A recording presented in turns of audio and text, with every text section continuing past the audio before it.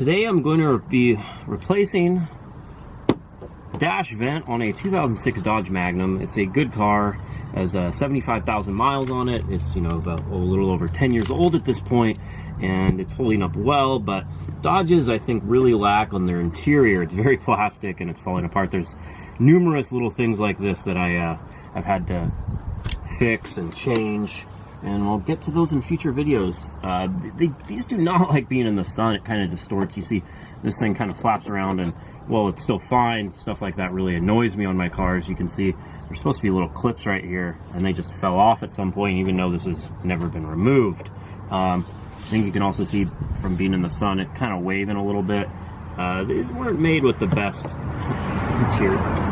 materials in the interior. If you're gonna give, if I was gonna give this car any dings, you know, I think it drives good, everything's good. The brakes are below what they should be for this heavy of a car, and the interior is a little plasticky, to say the least. But not to worry, you can get this for about 10 bucks on Amazon. I'll put a link in the description to get that, and here's a part number for you. And hopefully this one will hold up well. So it should be a pretty simple swap, and you know, for the money, it's about the same. Maybe a slight color difference, but this one has also not been sitting in the sun. It hasn't discolored to this more gray yet. You know, you can see these clips right here. They're very rigid. You definitely see those.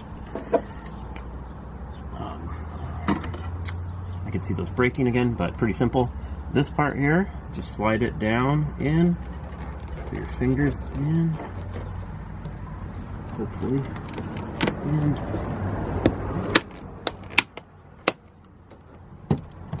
voila. See how long that holds up.